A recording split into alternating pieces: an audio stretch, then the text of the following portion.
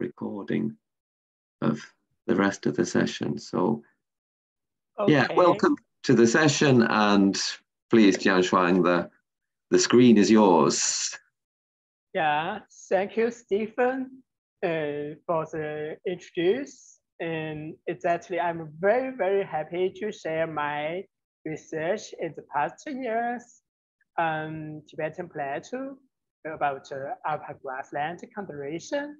Exactly, today I want to share my experience since my PhD study. I wanted to let you know why I choose North Tibet as the research area, why I do research about Alpine grassland ecology and management. So the topic today will be Alpine grassland conservation in North Tibet or China. And I want to organize, I organize the slides in 5 parts: background, knowledge gaps we want to fill, and the current findings we published in the last years, and further research plan. And so the last will be the sex. So the reasons why we do research in the Tibetan autonomous region of China, as you know, is the third pole of our planet, and research findings in this plateau about grassland conservation may be helpful for grassland conservation in and high elevated areas globally. So this is the first reason I want to tell you. And the second is, as maybe you know or not, the Tibetan plateau are called Chinese tower of fresh water because several large rivers are sourced from this plateau. And it's very important for freshwater security for mainland China and South Asia. Yeah, so like the yellows from the Qinghai province and the yangs also from the boundary between Tibet and the Qinghai province, and also the Indus and the Ganges and the Brahmaputra, and the Mekongs. So this is very important to do grassland research and also the grassland conservation actions funded by the governments. So the third one is why we choose North Tibet. North Tibet in locally also named as Jianshuang, it means a flat and high flat area in north of Lhasa. So this map from the World the Wildlife Conservation Society from a college from named Dr. Ali Khan, who led the Jianshuang project in about 2008.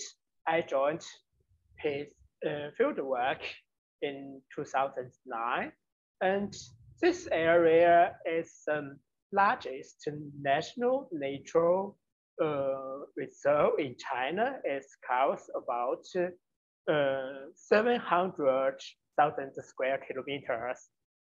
So it's the home of various animals and forests and in China, and also very rare plants. So this is the picture I shot it in 2021 in summer, in August, from the central Tibet. A small flock of male Tibetan antelopes are foraging on snow-covered steppes.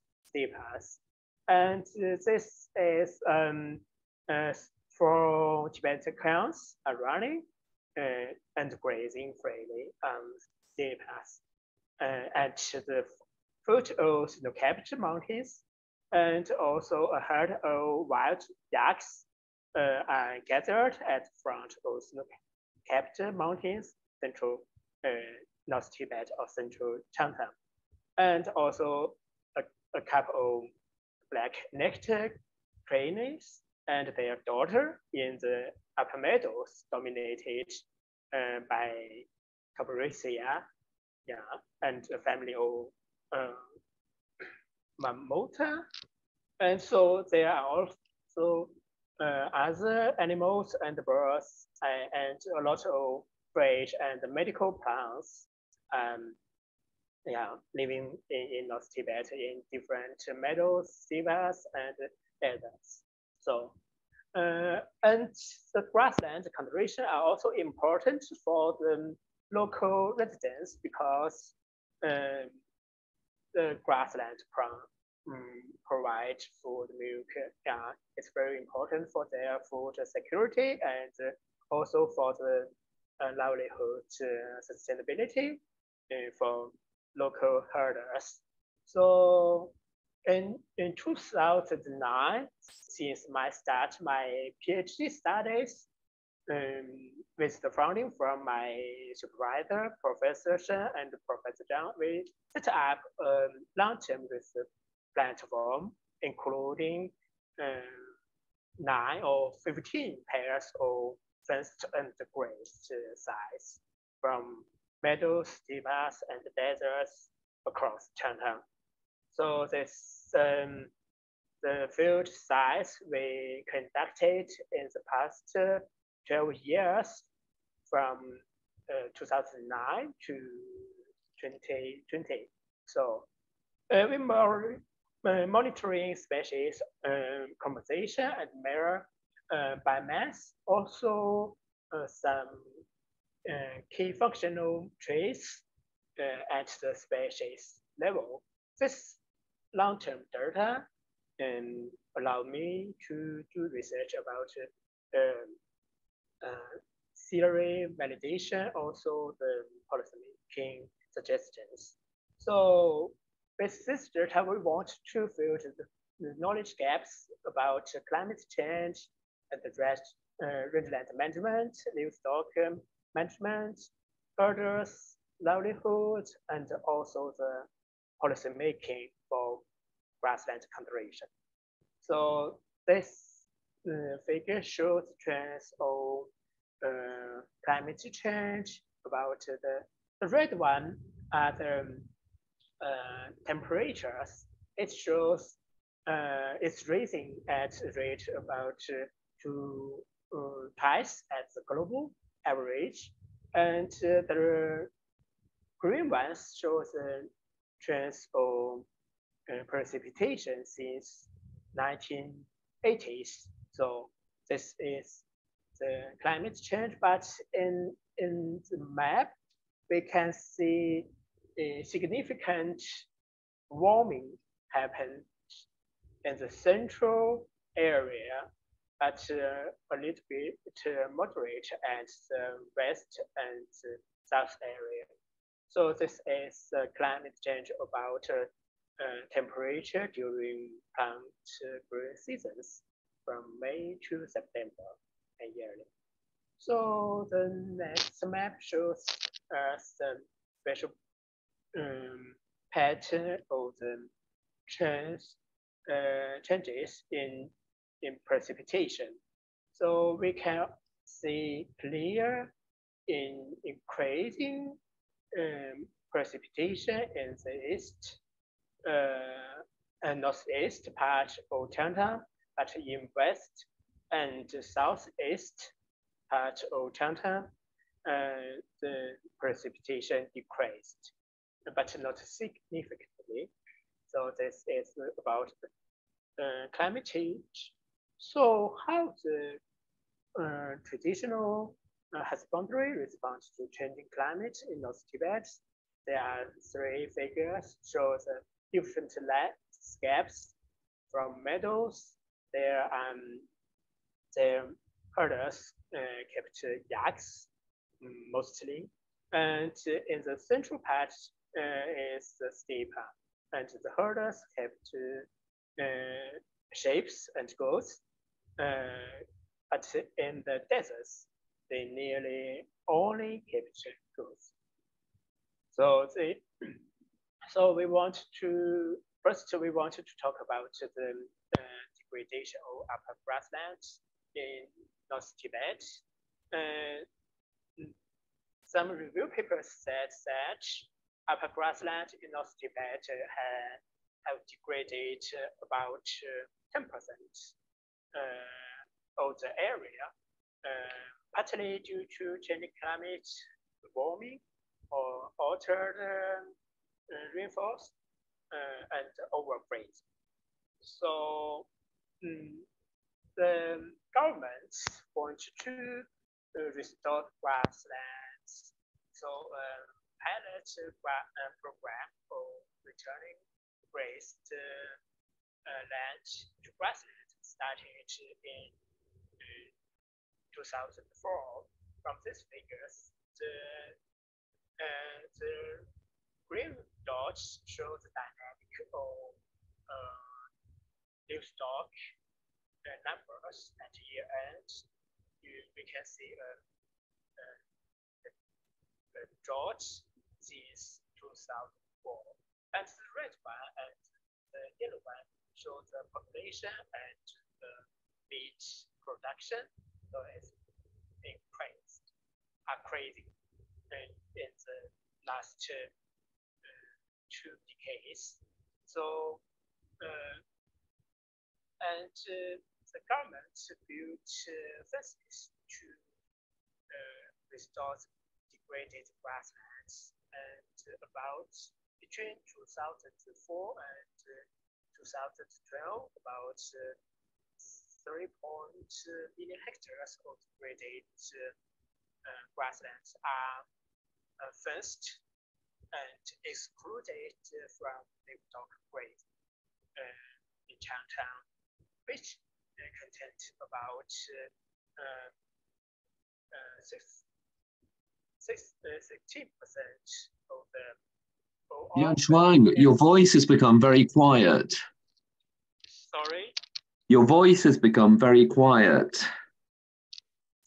Very quiet? No. It's not loud. Right? Now it's better, thanks. Yes. Okay, I will keep it a bit close to the microphone. So the question is how to, now the question we are facing is how to disentangle and assess the relative contribution of climate change and human efforts in the recovery of degraded grasslands. So how to balance the economic and grassland conservation. So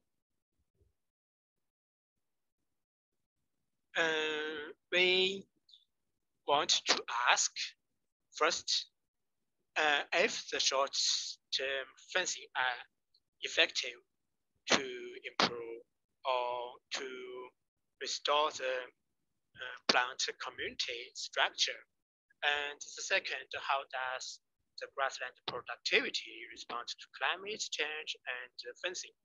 And the third one, how to understand the mechanics under the recovery of grassland productivity. And fourth, what are the sensibility of upper grasslands in response to climate change in the future, and what we should do in the next steps to manage or conserve the grasslands in North Tibet.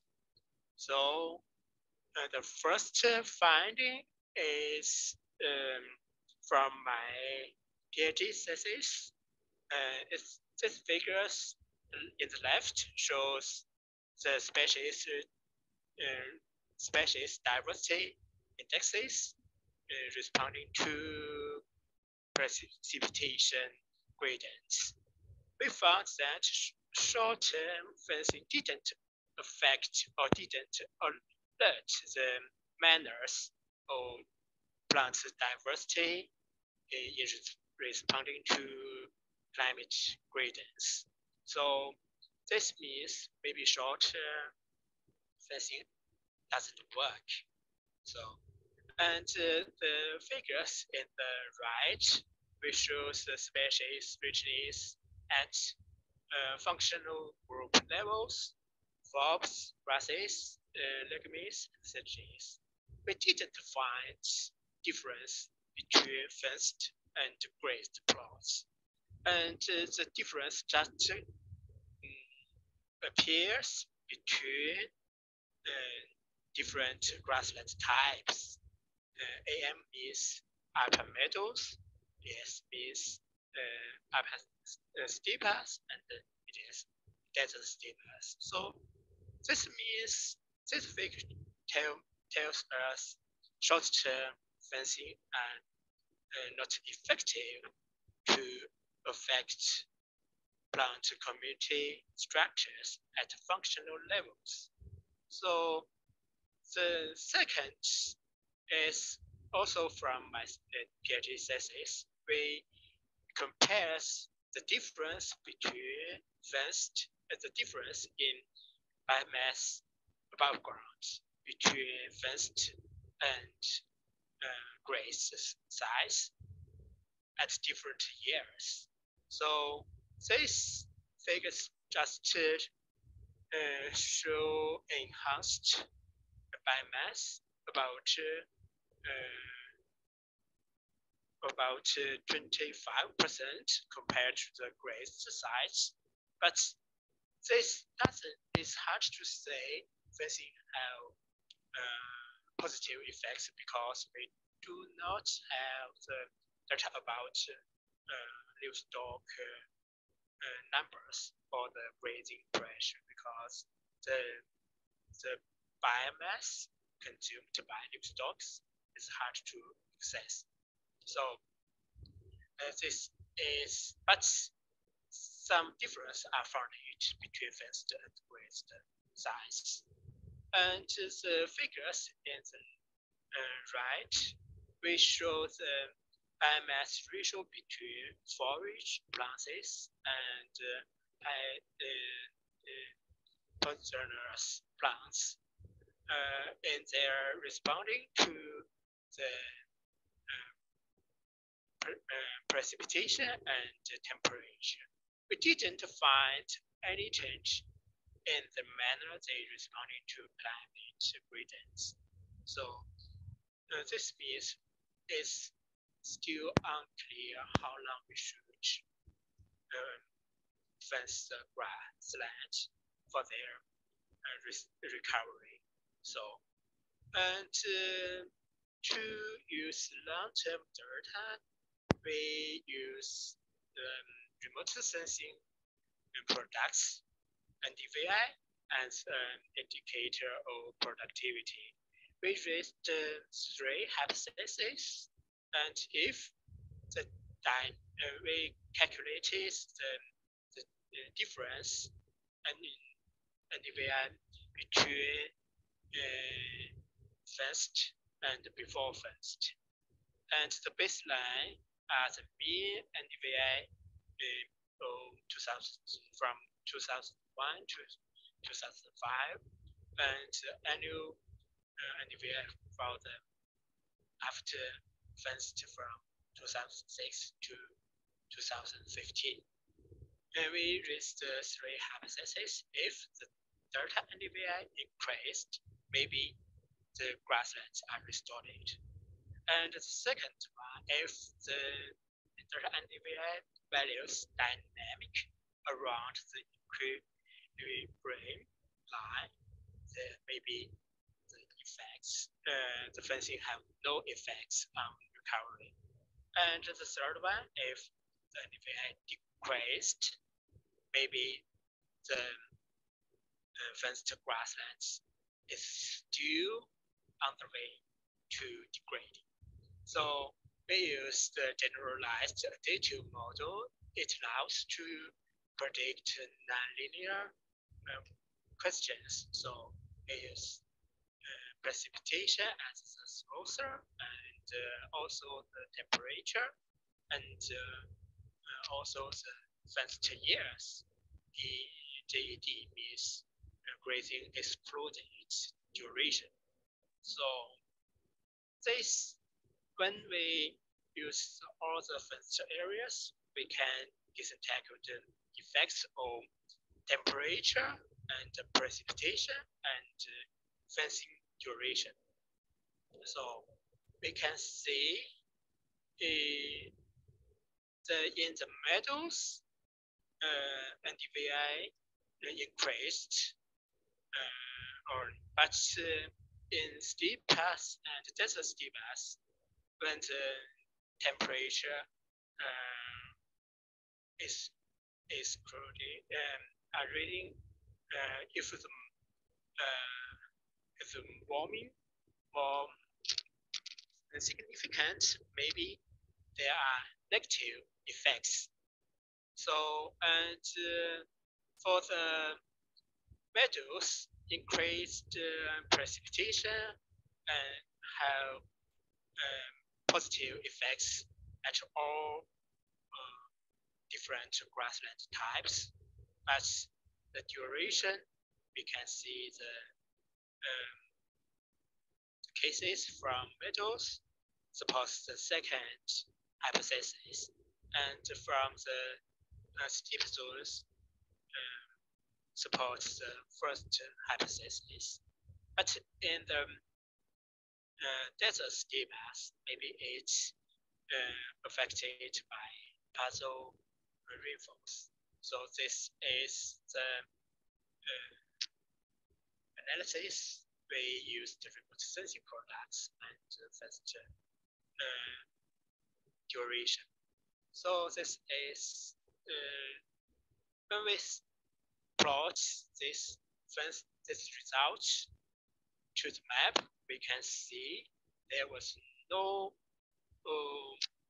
effects, no matter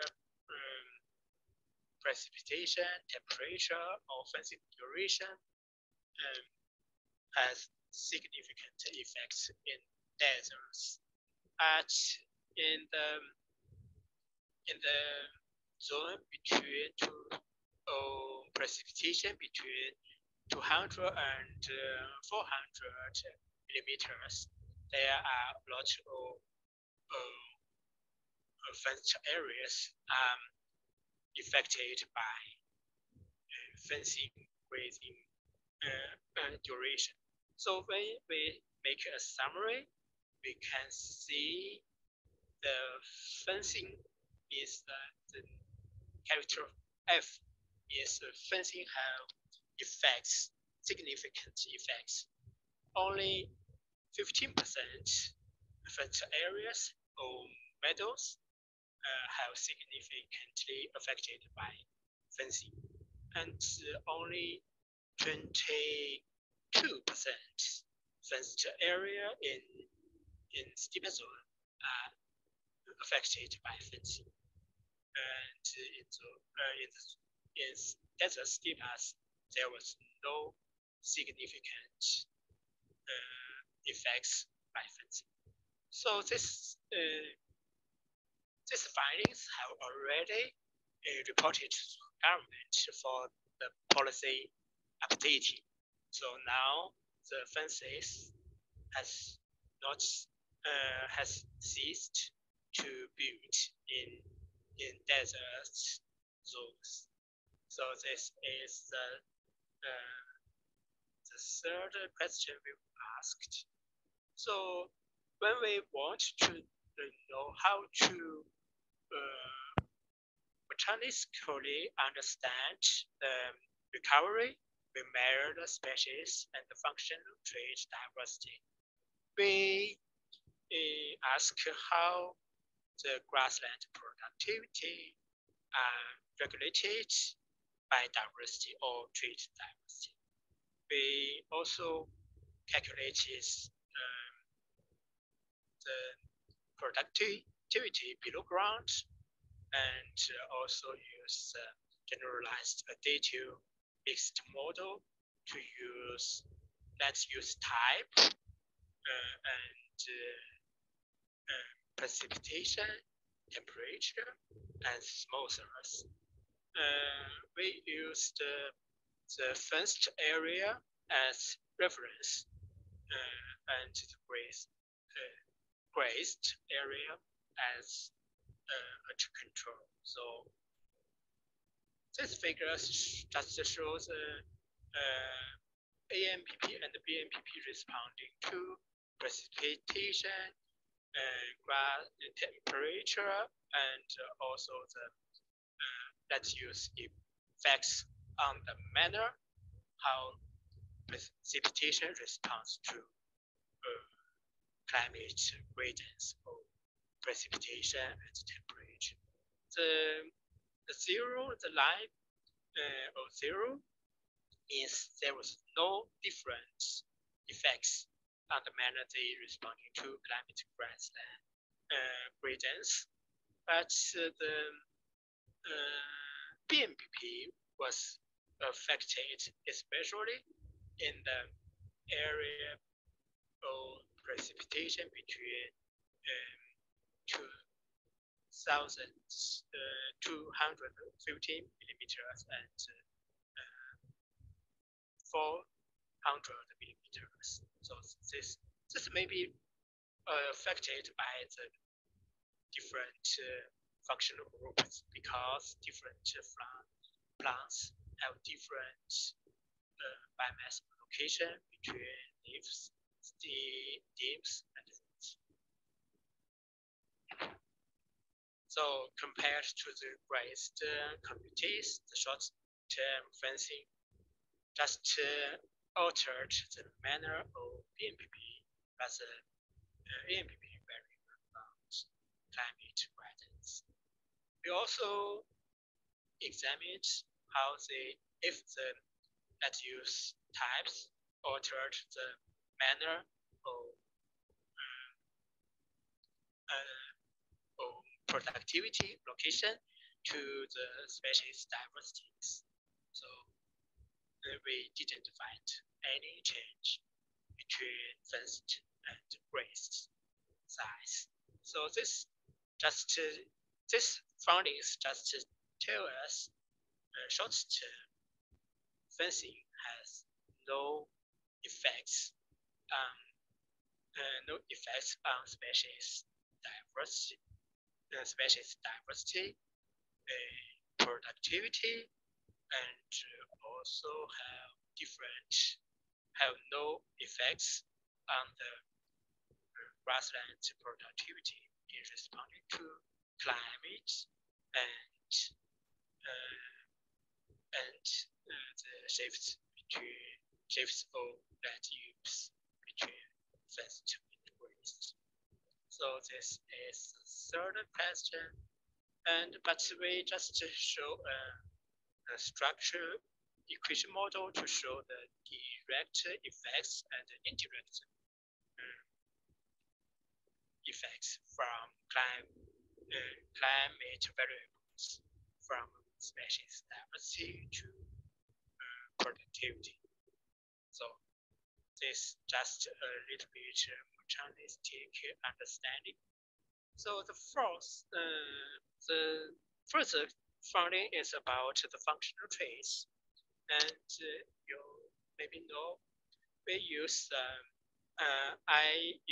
we used as a topic combination of nitrogen between nitrogen 15th and nitrogen 14th to as plant functional traits of plants, and we compared the difference between the different grassland types and also the difference between functional groups. So we wanted to know how the grasslands structure and functional traits in response to the difference between grassland types and different land use types. So structural equation modeling just to tell us, the productivity can be regulated by the functional trace of as the topic composition of nitrogen. Sorry, due to the time, I don't want to talk about more details about the structure model because it's a little bit complicated. But this just give us an example. Functional traits regulated the recovery processes of upper grasslands. And the fourth is about how sensitive of upper grasslands to changing climate. We use our long-term data to predict species distribution. We use the random forest modeling, and this is a figure just to show the comparison between observed species richness and simulated by random forest modeling. They match very well. So the random forest modeling can predict spatial distribution of species richness across upper grasslands. In this figure, we can see the precipitation in summer, how importance value about 10% is the highest, where it has the highest importance among the more than 10 predictors. So we simulated the changes in precipitation, how changes in precipitation affect plant species distribution. And we find the ecozone between upper meadows and upper steppes are more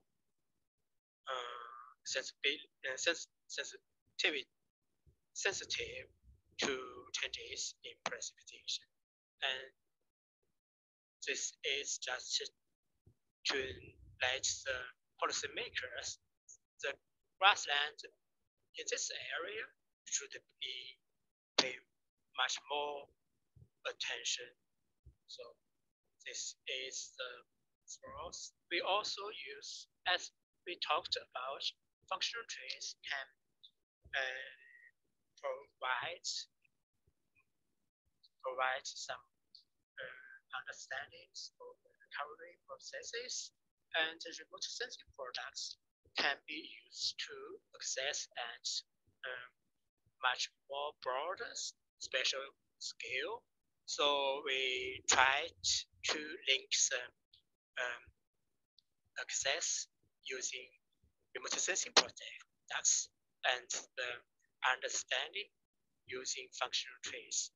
And for shrublands, also in the Tibetan Plateau, but in the north of the part, in the north part of the Tibetan Plateau, we use the remote sensing data to calculate the vegetation sensibility and this, and disentangled the contribution of temperature, precipitation, and draws on the vegetation dynamic or the vegetation variation. So this maps just shows the vegetation sensibility index and their contributions, and the structural equation models just show how the foliar functional traits like the carbon content in leaves and nitrogen content in leaves. Also the soil nutrients, how these predictors affect the relative contribution of temperature, precipitation, and drought, and finally to the vegetation sensibility index. So this is this finding is just published in remote sensing last year. So this means we can use remote sensing products for assessment at broad scale, but we also should use field data to provide more mechanistic understandings. And the last question is how we should manage our livestock in response to climate change. So we use two meadows. The first one is the terrestrial ecosystem meadows. We use the vegetation, climate, and remote sensing data to predict potential productivity, noted as MPPP. And we also use a light use efficient model, CASM, and to predict actual productivity, noted as MPPP active. So the difference can be noted as the MPPPC. This means the biomass can be or potentially can be consumed by livestock. And we also calculated the biomass actually consumed by livestock. So this we use the number of livestock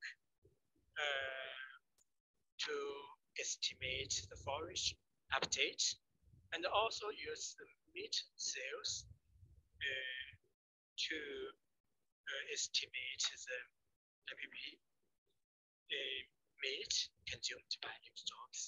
So the difference between MPPC and the MPPC named MPP gap, and we use the MPP gap value of the MPP gap and its trend to guide livestock management.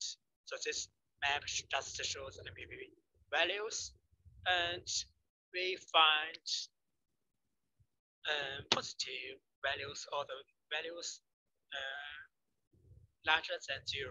This means this area MPP or the biomass have a lot of biomass can be consumed, and the grasslands are not fully used for husbandry development.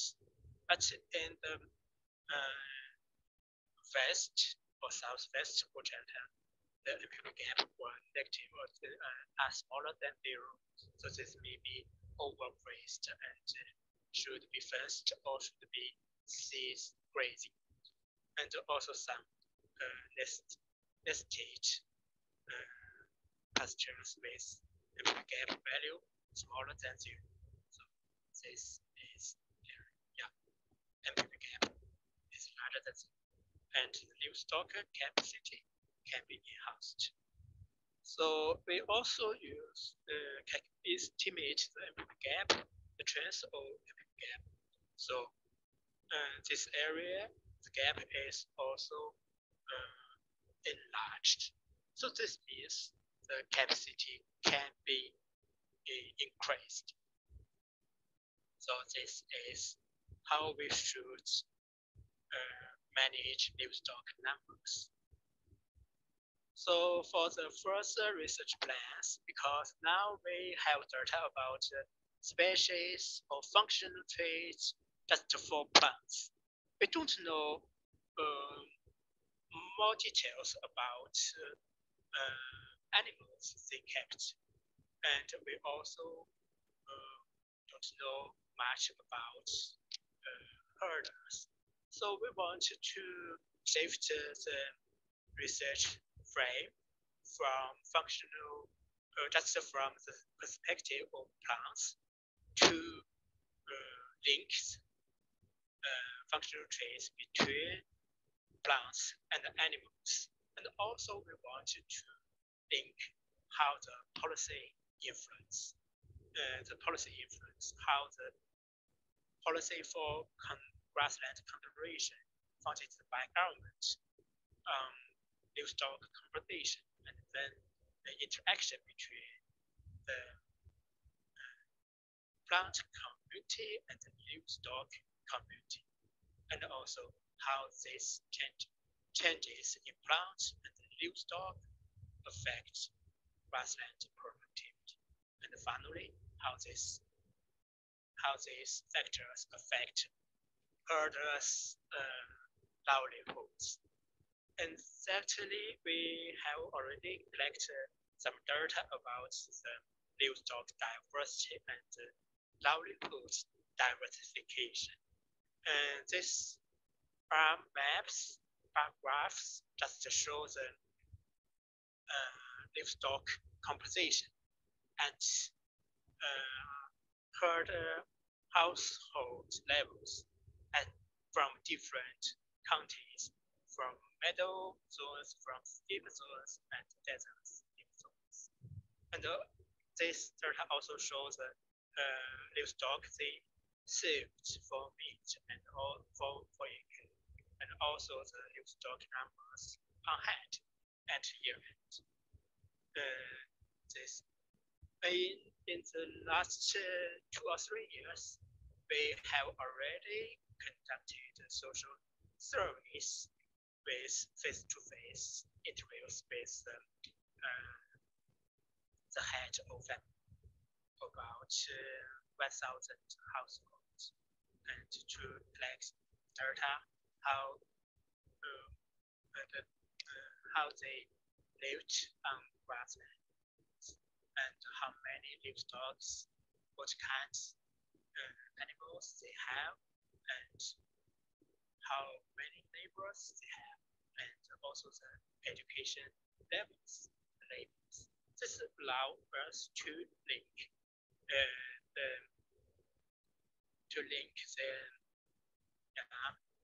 the plants diversity, livestock diversity, and livelihood diversification together to understand changes in environment. So last, we want to say thanks to the supervisors and colleagues, also from China, from Germany, and also my students. So before the last slides, I wanted to call for close cooperation between China and European grassland scientists, because we have the largest grassland area in the world. So, and exactly as Stephen said, we have already cooperation closely. We organized the conference, we organized webinar, and also online lectures. So let's cooperate closely in the future. Thanks for your attention. Any questions? Thank you. Thank you very much, Jianshuang. That was a fascinating presentation. You've obviously done a huge amount of work there and on a wide range of topics, very multidisciplinary. Do we have any questions for Jianshuang?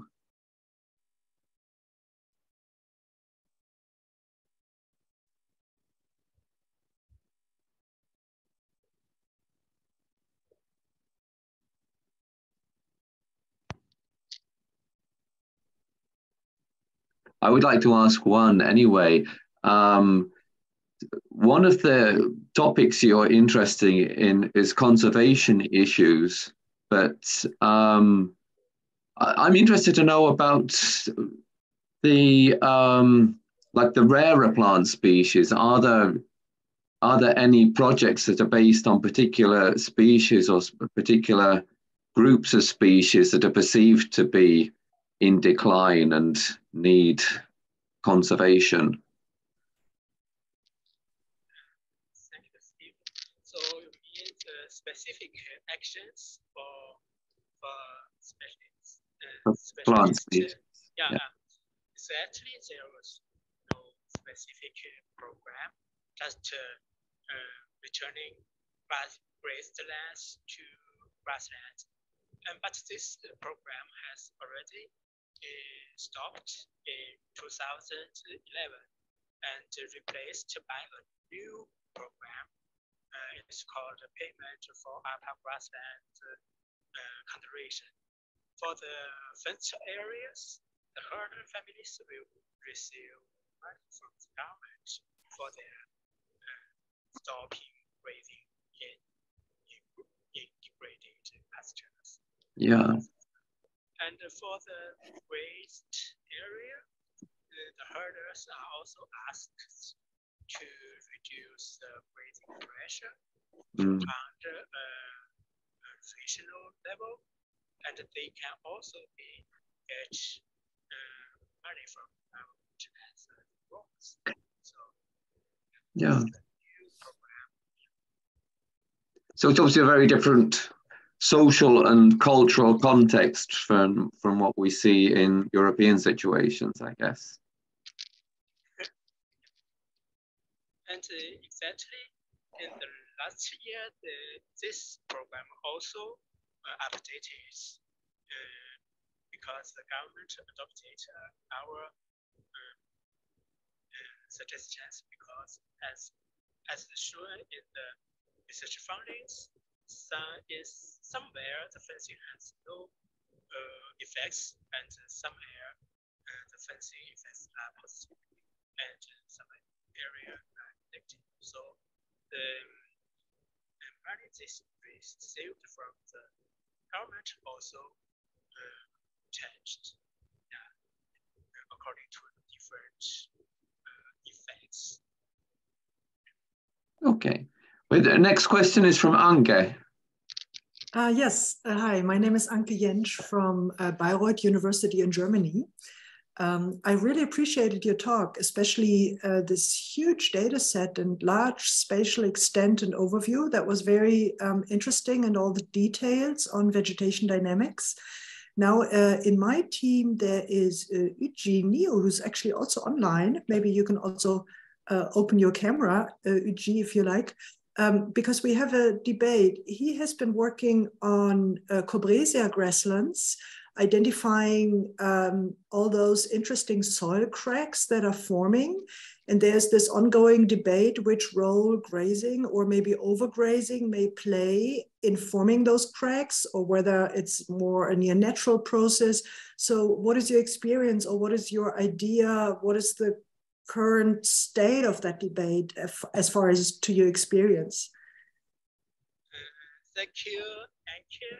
Yeah, it's actually for the grading or overgrading, I have different opinion different from the review papers. In my view, especially in North Tibet, the grasslands are not overgrazed, because during the last 10 years, I didn't find any changes, no matter in fenced plots or the grazed plots. And the grasslands are mainly affected by the dynamic or climate change, especially in precipitation. And I found the droughts have significant influence on Alpine meadows and steppes. In 2015, the grasslands in North Tibet suffered a serious drought, and the plants didn't turn green in August because the grazing season will end in September. So the plants just only 1 month to growth. So would drought might be more important. Yeah, like and it looks climate extremes, not the overgrazing. Okay, thank you. No, it's an interesting debate that we need to have more spatially differentiated information about to see which factor seems to be most crucial. Yeah, exactly. This might be the difference between my research area and maybe the Dr. News, because I just focus on the grassland in northwest Tibet. And maybe it's different from the research from Qinghai province. It's quite different in grassland management and also in the restoration measures. Agree. Until now, I think few research focus on the soil cracking. Because of that, I think in Tibetan Plateau, that's a very important issue, but only, I think, I'm not sure, but only several scientists focus on this topic. Yeah, it's really a complicated issue because of related to the soil science and also vegetation, and also the overgrazing, and also I think many things related to the formation of the soil crack.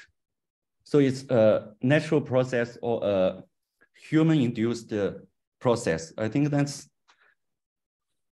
not easy to say yes or no.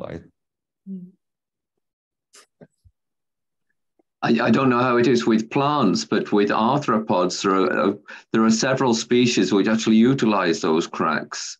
But I don't know if there are any plant species that benefit from them.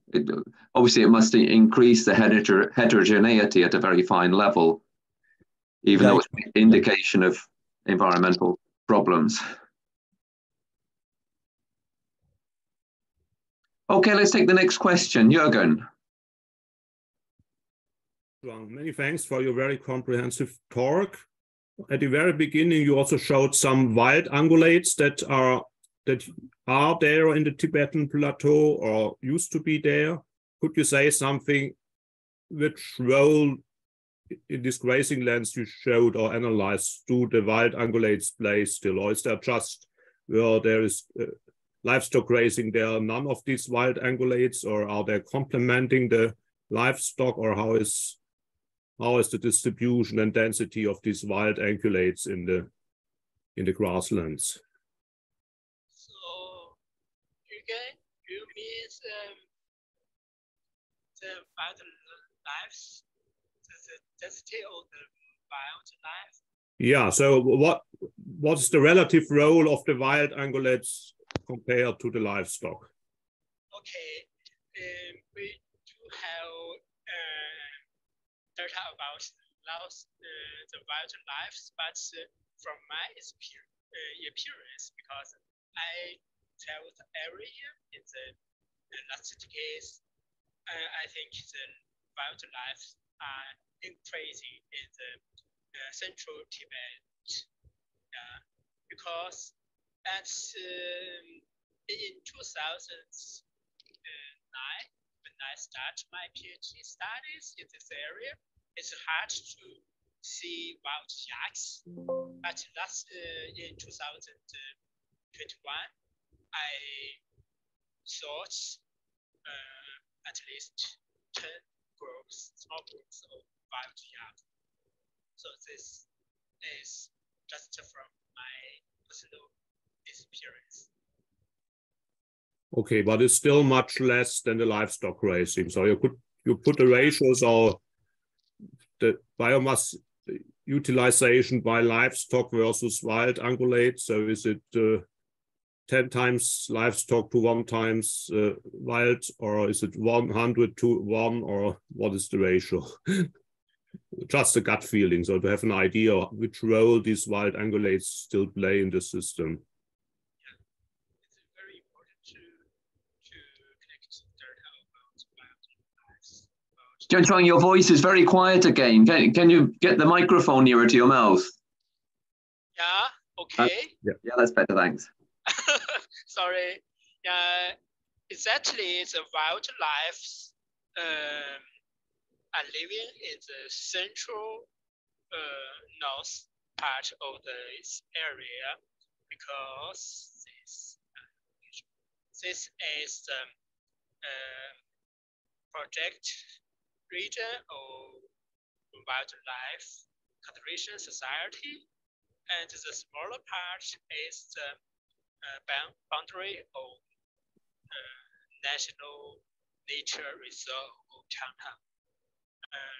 This reserve are home to wild yaks, antelopes, hens, and also some rare birds. So this is the area wildlife most densest area. Yeah. Mm-hmm. Yeah, thank you. Thank you, Yugen. Yeah, that's an interesting issue that I've also thought about. I wonder what the factors is that affect that. Are there some areas which are more accessible to herders for grazing?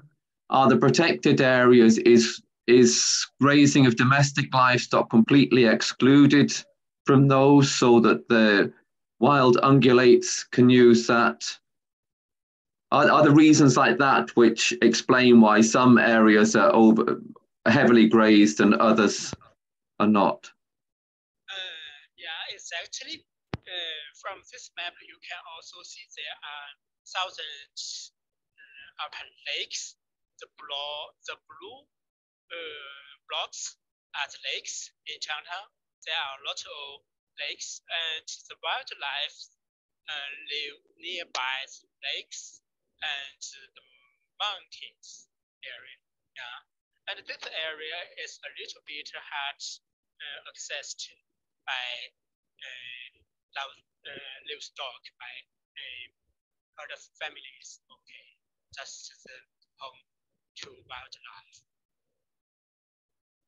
So there's maybe an advantage for the wild species that are adapted to inhospitable habitats that are less useful to the grazing.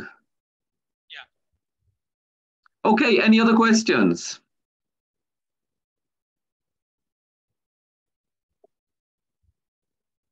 Okay, in that case, I'll switch the recording off now. So I'll stop the recording.